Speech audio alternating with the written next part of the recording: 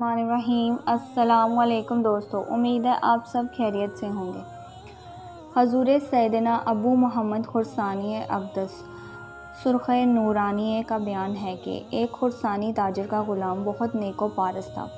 موسم حج میں جب حاجیوں کا قافلہ سرخوئے حمرا جانے لگا تو ایک نیک غلام کے دل میں بھی حاضری کی خواہش جوش مارنے لگی۔ اس نے مالک کے پاس جا کر حال دل سنایا اور حاضری کی اجازت طلب کی۔ بدبخت گستاخ تاجر نے انکار کر دیا۔ غلام نے کہا، میں اللہ رسول زوجل کی فرما برداری کی اجازت مانگ رہا ہوں، تم اجازت کیوں نہیں دے رہے؟ تاجر نے کہا، اگر تم میرا ایک کام کرو تو میں اجازت دے دوں گا، ورنہ ہرگز اجازت نہ دوں گا۔ پکا وعدہ کرو کہ تم وہ کام کرو گے۔ غلام نے کہا، بتائیں کیا کام ہے؟ بدبخت تاجر بولا، میں تمہارے ساتھ بہترین سواری خیمہ، اچھے رفیق اور دیگر بہت سی اشیاء بھیجوں گا۔ جب روضہ رسول صلی اللہ علیہ وسلم پر جاؤ تو وہاں جا کر یہ کہنا، اے اللہ عزوجل کے رسول صلی اللہ علیہ وسلم، میرے آقا نے یہ پیغام بھجوایا ہے کہ میں آپ صلی اللہ علیہ وسلم کے دونوں ساتھیوں ابو بکر صدیق اور عمر فاروق رضی اللہ عنہ سے بیزار ہوں۔ اگر میرا یہ پیغام پہنچانے کی حامی بھر لو تو میں تمہیں بخوشی اجازت دے دوں گا۔ غلام کا یہ بیان ہے کہ اپنے بدبخت مالک کی یہ گستاخانہ باتیں سن کر میرا دل بہت جلا، میں بہت غمگین ہوا۔ بظاہری تو میں نے کہہ دیا کہ میں فرما بردار اطاعت گزار ہوں، لیکن جو میرے دل میں تھا اللہ عزوجل اسے بہتر جانتے ہیں۔ بہرحال میں قافلے کے ہمراہ مدینہ منورہ پہنچا، دھڑکتے دل، لرزتے قدموں، نم آنکھوں کے ساتھ روضہ رسول صلی اللہ علیہ وسلم کی جانب بڑھنے لگا۔ ہوائیں امید بارہ مدینہ آنے والا ہے، جھکا لو ادب سے سر مدینہ آنے والا ہے۔ قبر نور پر پہنچ کر جامع عالم سرکار مدینہ قرار قلب و سینہ بعثت نوزل سکینہ کی بارگاہ میں سلام عرض کیا۔ پھر امیر المومنین حضرت سیدنا ابو بکر صدیق رضی اللہ عنہ اور امیر المومنین حضرت سیدنا عمر فاروق اعظم رضی اللہ عنہ کی بارگاہ میں سلام عرض کی۔ مجھے اپنے بدبخت گستاخ مالک کا فتویٰ الفاظ پر مشتمل پیغام حضور پاک صلی اللہ علیہ وسلم کی بارگاہ میں پہنچانے سے بہت شرم آ رہی تھی، لہٰذا میں باز رہا اور مسجد نبی میں حضور پاک صلی اللہ علیہ وسلم کے قدمین شریف میں سو گیا۔ میں نے خواب میں دیکھا، قبر نور کی دیواریں رقص ہوئیں اور حضور نور بار چہرہ چمکتا ہوا بظاہر تشریف لے آئے۔ سبحان اللہ! آپ صلی اللہ علیہ وسلم نے سبز لباس زنتن کیا ہوا تھا اور جس میں عطر سے مشک کی خوشبو آ رہی تھی۔ سارا ماحول مشبوک ہو گیا۔ مسجد نبی کا ذرہ ذرہ گواہی دے رہا تھا حضور صلی اللہ علیہ وسلم تشریف لا چکے ہیں۔ ممبر زمین، عرق ہوا، مشک تر ادانیوں سے یہ شخصیت تر گزر رہی ہے۔ حضور نبی کریم صلی اللہ علیہ وسلم رحمان کے دائیں جانب امیر المومنین حضرت سیدنا ابو بکر صدیق اور بائیں جانب امیر المومنین حضرت سیدنا عمر فاروق اعظم رضی اللہ عنہ تھے۔ حضور کی ابتدا میں انہوں نے بھی سبز لباس پہنا ہوا تھا۔ سرکار مدینہ قرار قلب و سینہ بعثت نوزل سکینہ نے میری طرف متوجہ ہو کر ارشاد فرمایا، اے عقل مند شخص، تو نے اپنے مالک کا پیغام ہم تک کیوں نہیں پہنچایا؟ حضور پاک صلی اللہ علیہ وسلم کی حربتوں اور رباطوں دبدبہ اتنا تھا کہ میں نے سر جھکایا، دستکے بدست عرض کی، میرے آقا صلی اللہ علیہ وسلم، مجھے شرم آتی تھی۔ آپ صلی اللہ علیہ وسلم کو آپ کے پہلو میں آرام کردہ دوستوں کے متعلق اپنے بدبخت مالک کا گستاخانہ پیغام سناؤں۔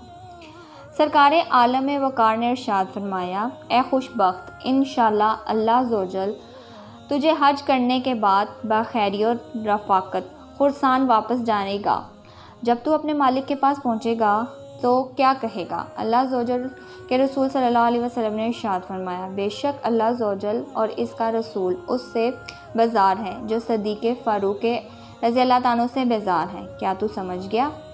میں نے کہا، جی ہاں میرے آقا صلی اللہ علیہ وسلم، میں سمجھ گیا۔ پھر فرمایا، جان لے جب تو وہاں پہنچے گا تو وہ چوتھے دن مر جائے گا۔ کیا تو سمجھ گیا؟ میں نے عرض کیا، جی ہاں میرے آقا صلی اللہ علیہ وسلم، میں سمجھ گیا۔ فرمایا، توجہ سے سن، مرنے سے پہلے اس کے منہ سے پس و خون نکلے گا۔ استغفر اللہ، کیا تو سمجھ گیا؟ میں نے عرض کیا، میرے آقا صلی اللہ علیہ وسلم، میں خوب سمجھ گیا۔ پھر آقا صلی اللہ علیہ وسلم ہم غریبوں کے مالک، محتاجوں کے بانی، غربت خبر مکہ مدانے سرکار دو عالم صلی اللہ علیہ وسلم واپس تشریف لے گئے اور میں بیدار ہوا۔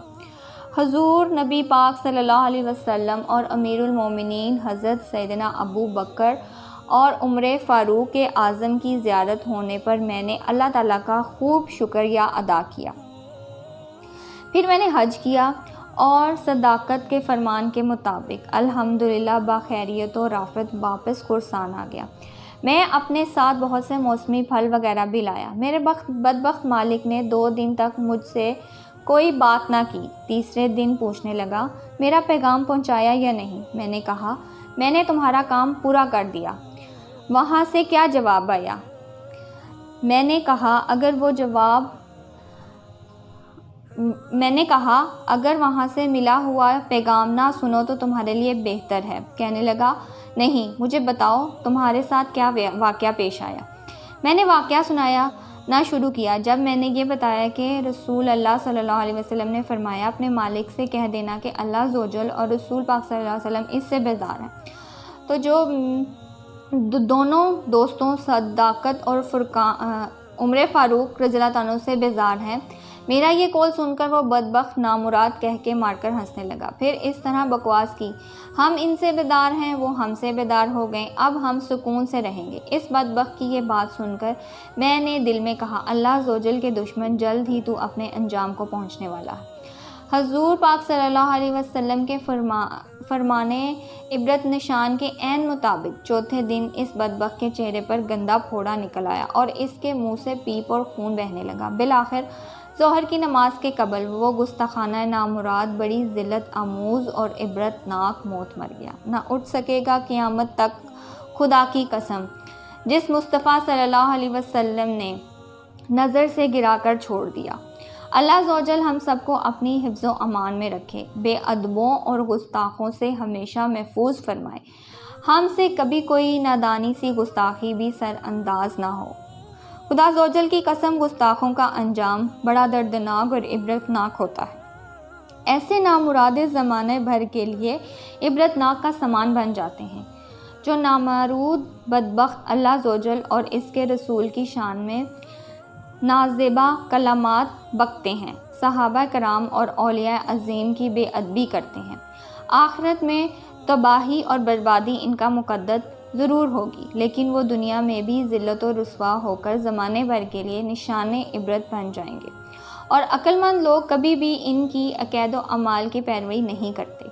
اللہ رب العزت ہمیں ہمیشہ بے ادب لوگوں کی صحبت میں بیٹھنے کی توفیق عطا فرمائے، بڑوں کا ادب اور چھوٹوں پر شفقت کرنے کی توفیق عطا فرمائے، آمین۔ ہم اپنے پاک پروردگار ذوالجلال سے سچی محبت کرتے ہیں۔ ہمیں تمام انبیاء کرام، صحابہ کرام، اولیاء علیہ السلام سے سچی محبت ہے۔ ہمارا یقین کامل ہے کہ انشاءاللہ اللہ عز و جل ایسی محبت کے صدقے ہماری مغفرت ہوگی۔ اللہ عز و جل ہمیں ہر گھڑی بے ادبوں سے محفوظ رکھے۔ امیر سکن رسول صلی اللہ علیہ وسلم کی بارگاہ بے سود و پناہ میں استغفار کرتے ہیں، محفوظ صدا رکھنا شہنشاہ صلی اللہ علیہ وسلم، بے ادبوں سے اور مجھ سے بھی ذرا فوز کبھی بے ادبی نہ ہو، آمین ثم آمین۔